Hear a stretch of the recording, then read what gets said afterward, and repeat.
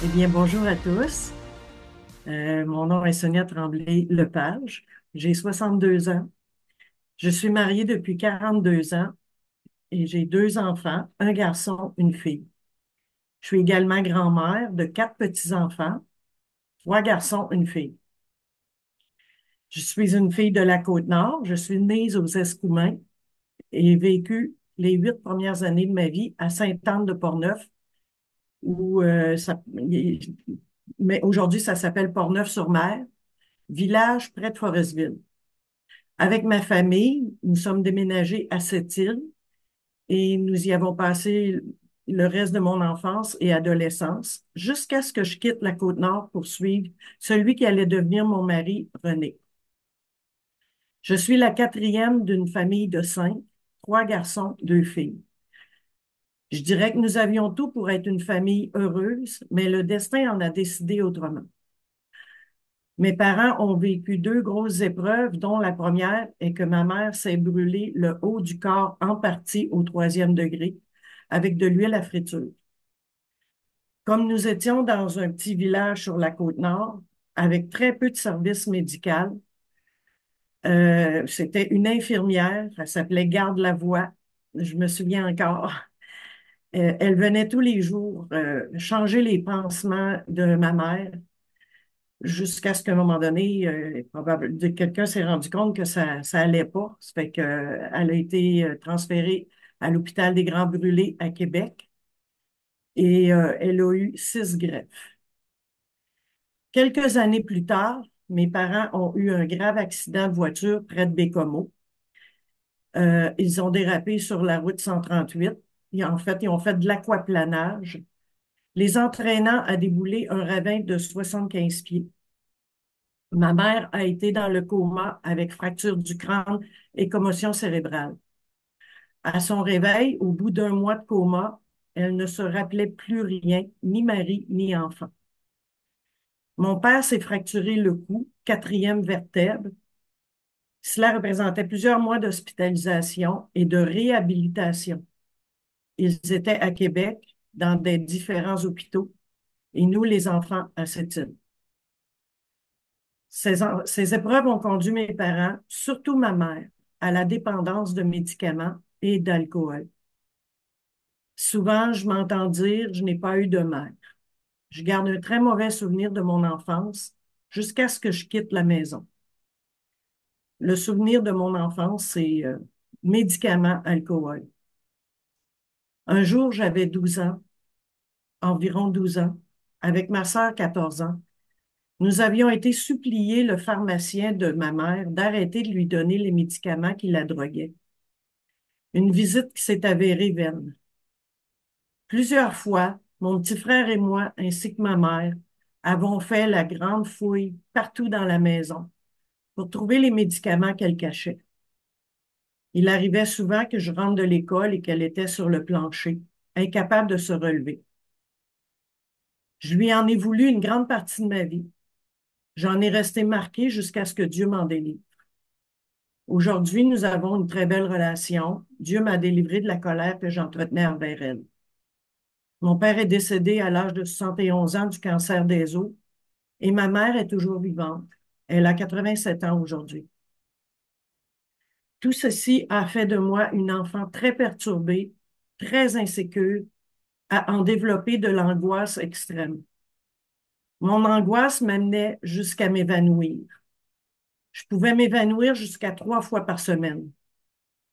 Mais ce n'est que dans la trentaine que j'ai su que je faisais de l'angoisse.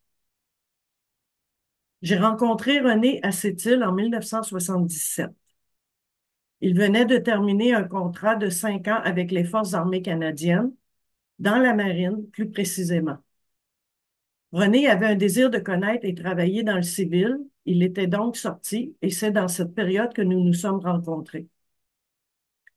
Nous avons commencé à nous fréquenter au printemps 1978 et en 1980, comme nous étions dans une grande récession et qu'il y avait peu d'avenir pour nous à cette île, nous avons donc décidé de partir ensemble pour Halifax, de retour dans les forces, dans la marine. Nous étions deux personnes maganées de notre enfance qui essayait de bâtir nos vies sur des ruines. Avec un mari très souvent absent, on parle de moi d'absence, comme il était marin, et moi avec la charge de responsabilité sur les épaules de deux jeunes enfants. Nous étions propriétaires d'une maison. Étant dans une province qui n'est pas la mienne, quoique je m'y étais quand même bien intégrée, une deuxième langue que j'ai dû apprendre, mon angoisse alla en s'empirant. Un soir où il avait tombé une bordée de neige, parce qu'à Halifax, il n'y a pas de neige comme ici, j'avais couché les enfants et était allée chez ma voisine d'en face pleurer de désespoir parce que j'étais seule pour déneiger. Je voyais la tâche comme une montagne. Ma voisine était une personne âgée que nous appelions Nanny. Cette femme a été plus d'une fois un grand réconfort pour moi. Elle était comme une grand-maman. La récession au Québec et à la suite de la fermeture de la compagnie minière IUC à cette île, après une grève de 9 mois pour s'ensuivre d'une fermeture, cela en fait en sorte que mon frère aîné, avec sa famille, ainsi que ma sœur et sa famille, sont venus nous rejoindre à Halifax pour y vivre et travailler. Quel bonheur et réconfort pour moi. Nos deux autres frères, avec leur famille, ont suivi quelques mois plus tard. Toute ma famille, à l'exception de mes parents, était avec moi à Halifax. Nous étions complices et tissés très serrés entre nous cinq. Mais survint une rencontre qui chamboula cette belle harmonie qui régnait entre nous. Mon frère aîné Martin rencontra une vieille connaissance de cette île qui vivait à Halifax, Jean Saint-Laurent.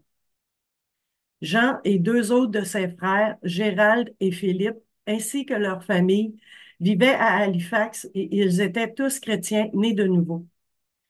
Dans l'année qui a suivi, deux de mes frères et ma sœur, ainsi que leurs conjoints, s'étaient convertis. Moi, j'étais la rebelle. J'étais animée d'une colère incroyable. J'en voulais aux frères Saint-Laurent.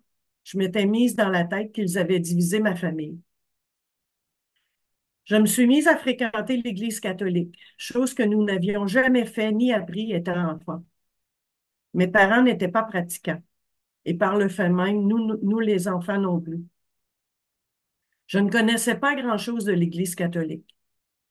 J'ai été baptisée et j'ai fait la première communion avec l'école, c'est à peu près tout. J'ai fait la profession de foi juste avant de me marier, étant donné que je ne l'avais pas fait en 6e année comme tout le monde, et comme c'était un prérequis pour se marier à l'Église catholique. J'ai fréquenté cette église environ 4 ans. Denise, la femme de Gérald Saint-Laurent, disait à mes frères, c'est bon, elle cherche Dieu. Elle avait raison. La paix et la joie que je pouvais ressentir auprès de mes frères me donnaient l'envie de chercher Dieu. Et je savais que cette paix ne pouvait venir que de lui.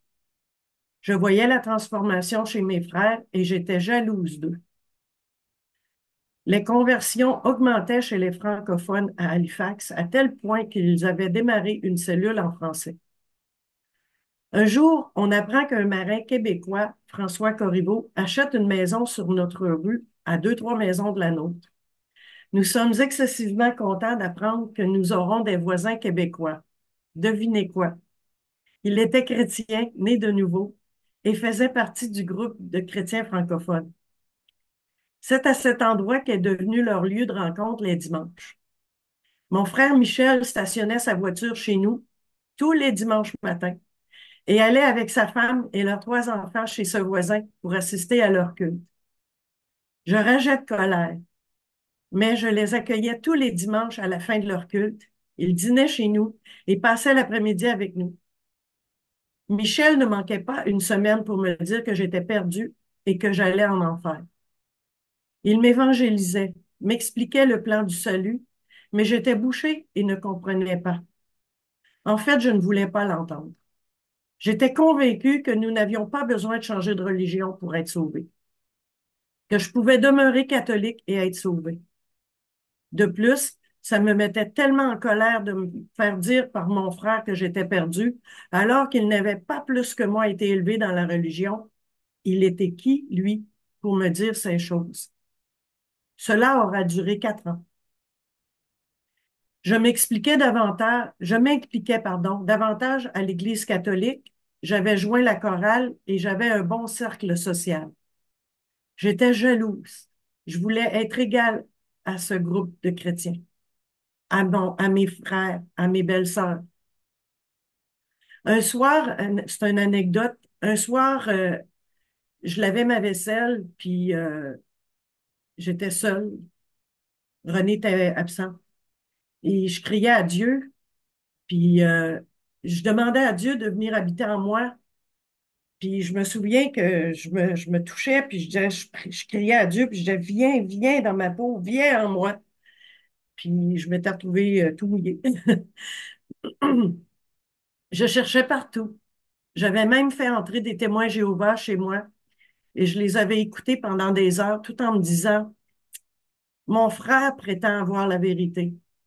Eux aussi sont devant moi et prétendent avoir la vérité. Et moi, je crois que je suis dans la vérité parce que je suis née catholique. Qui a raison? Je me questionnais au sujet de ma grand-mère et j'avais demandé à Gérald Saint-Laurent, tout en lui montrant une Bible que j'avais entre les mains, qui venait de ma grand-mère. Si tu as raison, comment se fait-il que ma grand-mère n'ait jamais été invitée à être sauvée en Jésus-Christ? Et lui de me répondre, si cette Bible appartenait à ta grand-mère, sache qu'elle a été rencontrée par un chrétien dans sa vie, comme c'est une Bible Louis II, des petites Bibles bleues. Finalement, au bout de ces 4 années de colère et de rage, et je devrais surtout dire de recherche pour Dieu, nous nous étions inscrits à une fin de semaine de retraite catholique.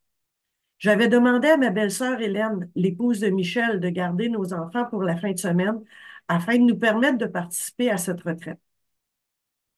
J'ai été perturbée toute la fin de semaine. Je trouvais que cette retraite n'avait aucun sens, que c'était sans raison ni valeur. J'avais le sentiment d'avoir perdu mon temps. Mais bornée, j'étais persuadée que je pouvais être habitée de Dieu sans quitter l'Église catholique. J'ai fréquenté cette Église durant quelques années pour me rendre compte qu'elle ne m'enseignait pas sur mon besoin d'être sauvée, mais qu'elle m'enseignait des traditions. C'est ce dimanche, à la fin de la retraite, en démêlant tout ce que je venais d'entendre et tout ce que mon frère Michel me répétait semaine après semaine sur Jésus, sur le but de sa vie sur terre, sur mon état de pécheur, que j'ai compris le besoin que j'avais d'être pardonné par Christ qui avait porté à ma place sur la croix toutes mes fautes. Michel me lisait semaine après semaine dans la Bible, car tous ont péché et sont privés de la gloire de Dieu. Romains 3, 23. Car le salaire du péché, c'est la mort, mais le don gratuit de Dieu, c'est la vie éternelle en Jésus-Christ notre Seigneur. Romains 6, 23. Mais Dieu prouve son amour envers nous, en ce que lorsque nous étions encore des pécheurs, Christ est mort pour nous. Romains 5, 8. Si tu confesses de ta bouche le Seigneur Jésus, et si tu crois dans ton cœur que Dieu l'a ressuscité des morts, tu seras sauvé. Romains 10, 9. Car c'est par la grâce que vous êtes sauvés, par le moyen de la foi. Et cela ne vient pas de vous, c'est le don de Dieu. Éphésiens 2, 8. Michel me lisait ça régulièrement, tous ces versets-là. Au final, il est descendu dans cette fin de semaine-là, ce dimanche-là. Il est descendu dans mon cœur quelque chose d'inexplicable dont je savais que seul Jésus avait pu produire en moi.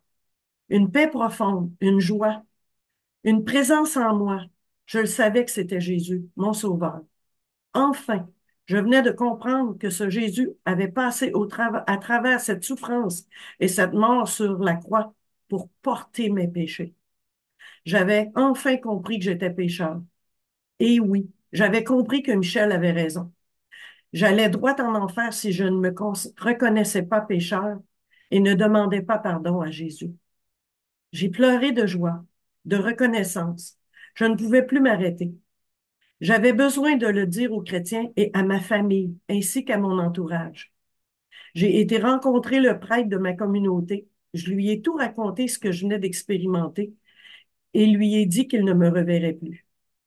J'avais un désir fort de commencer cette nouvelle vie. Le dimanche qui a suivi, j'étais à l'église avec ma nouvelle famille. Maintenant, je devais affronter René, parce que lui n'avait pas eu cette même révélation, du moins pas en même temps que moi. Nous avions été complices durant 4 années à persécuter les chrétiens qui nous entouraient. Nous amenions dans nos familles le mépris et la moquerie, surtout envers Michel et Hélène. Michel qui était mon frère, Hélène qui était la sœur de René. Ma conversion a eu lieu en novembre 1988 et en juillet 1989, René et moi se faisions baptiser ensemble à l'église Bethany Gospel Chapel à Dartmouth, Nouvelle-Écosse. Dès le début de ma conversion, je n'ai fait qu'expérimenter des miracles dans ma vie, à commencer par mon mari que Dieu a sauvé quelques mois après moi, du retrait de la marine qu'il a opéré dans sa carrière de marin auprès des Forces armées canadiennes, mais surtout de la guérison, pour ne pas dire délivrance, de mon angoisse. J'ai compris par la grâce de mon Sauveur que tout est possible à celui qui croit. Marc 9, 23. Un passage qui a été d'une grande aide pour ma guérison est celui d'Ésaïe 41, 10. Ne crains rien, car je suis avec toi. Ne promène pas des regards inquiets, car je suis ton Dieu. Je te fortifie. Je viens à ton secours. Je te soutiens de ma droite triomphante. C'est par le renouvellement de l'intelligence qu'une nouvelle vie s'installait en moi et me délivrait petit à petit de l'emprise de l'angoisse qui me paralysait. Éphésiens 4, 22, 24. C'est en lui que vous avez été instruits à vous dépouiller par rapport à votre vie passée du vieil homme qui se corrompt par les convoitises trompeuses, à être renouvelé dans l'esprit de votre intelligence et à revêtir l'homme nouveau, créé selon Dieu, dans une justice et une sainteté que produit la vérité.